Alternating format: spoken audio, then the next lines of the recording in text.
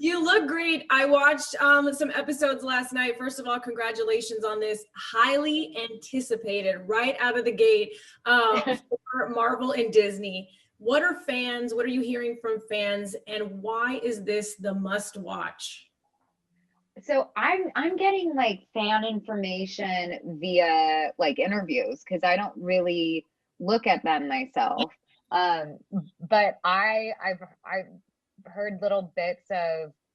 I kind of want to know more about what people what the fan theories are of like why we're in a sitcom. I should probably just Google it because I am curious to know what people are guessing out there because I just find that kind of entertaining. Right, that's a whole show on its own, watching what Yeah. the romance that the two of you have on screen. Obviously, everyone loves the two of you together. It's great to see you back together in this situation and setup. Why is that something, if you know, obviously you're digging online, what do fans say to you about that love that they love so much? I mean, I think the thing that registers with people is, their Vision is a robot who has lots of information, and in Infinity War is discovering what feelings are and what they feel like, and she's helping him with human connection as a robot, and so there's this kind of like genuine, pure love that seems really innocent between the two of them. In our show, we get to kind of explore a much more complicated relationship beyond that just innocent exchange of unconditional love. And so that's also fun, but that's kind of what I think it represented in the MCU before our show. In our show, it's now this full-blown relationship that has its issues. Right, it's real life, so people can relate to that.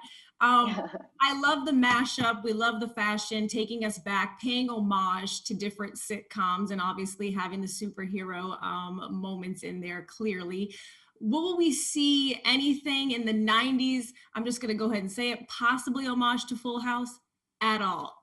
We have a wink. There's We a wink. do. We have a wink. But it's mostly a Family Ties reference, that episode. That was mostly our inspiration for that show, for that specific episode. But that we do wink a bit. You can't not. It was a very big show. Exactly. I was looking online too. Everyone's like, would there be a Full House? And you said wink. And so obviously your sisters, people were thinking, hey, possible cameo, but we're saying a wink. No, they're not in it. I'll get rid of that. You can shut those rumors down. Yeah, that's fine. The boot camp sounds interesting that the director had y'all go through. Were you a fan of, obviously, sitcoms? It's part of life, right? Growing up watching television, but what was that boot camp like? What did it entail? It was really fun. It felt like kind of like ensemble actor troupe building, morale building time. So we all got to get on the same page with one another and have the same language and the same vocabulary and references. So we watched a lot of Dick Van Dyke.